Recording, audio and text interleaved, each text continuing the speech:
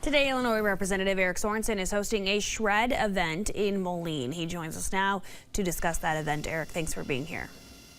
Good to be with you, Jenna. So, Eric, these shredding events tend to be very popular with people. So what inspired you to host one? Yeah, we hear a lot of phone calls into our offices from concerned constituents that say, I'm worried about my personal information getting into the wrong hands. And so what can we do? We can come together and put together a shredding event, where you can take some of your old documents, your old bank documents. You don't know what to do with these things. We'll bring them to us, put them in a box in the car. And we'll shred them right on site. Should be a great event, but then also my entire team is going to be available to answer any questions. So if you've got a question, maybe about Social Security or Medicare or the VA system, we'll be there to be able to answer questions. So that's coming up today at 5 o'clock at Midland Davis, which is actually on 4th Avenue. It's right near Riverslide in Moline. So if you've got any of those sensitive documents, bring those along and protect yourself from identity theft and fraud. And, and to be honest with you, in today's world, you can't be too safe about these things. And so shredding is one of the best things that we can do to make sure that we're keeping our neighbors safe. All right, Eric, well, let's turn now to what's happening in Washington. So President Trump's big, beautiful bill passed the House, and while supporters are excited, saying it'll save the nation money, it's also drawing criticism from people when it comes to cuts to Medicaid and to SNAP. So you were a no vote in the House. How do you think those cuts are going to affect people in the Quad Cities? Well, let's understand, this is the big billionaire bailout. And this doesn't help our neighbors here at home.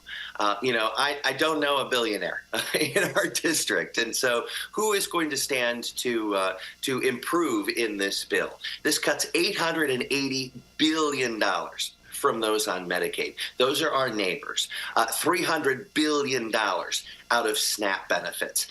This isn't taking away waste, fraud, and abuse.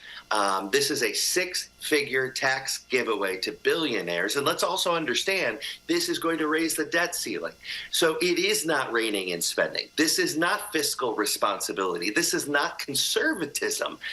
This is simply just a bailout for the billionaires at the hands of working people. And, it was really easy for my conscience and my morality to vote no on it. Have you been hearing from concerns from constituents calling your office about this bill?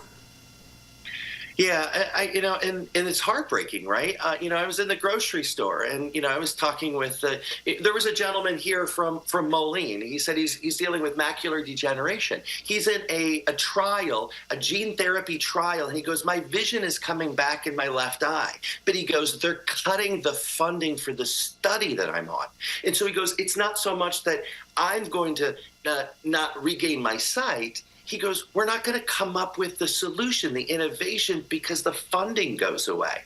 And so I look at all of these things. How many folks in rural middle America, I'm talking about people in Alpha and Altona and Kewanee and Morrison who are taking part in Medicaid or SNAP. And if we just were to say, all right, let's put work requirements in. Well, a lot of these small towns, they don't have the jobs. We haven't created the infrastructure for jobs to be able to do that. So we're going to allow people to be out in the cold. And, to be honest, working families are going to be worse off while the wealthy increase their bottom line. All right, Eric, and we should mention it has not yet passed the Senate. We are still awaiting for that. Eric, thanks for your time this morning. You got it, Jenna.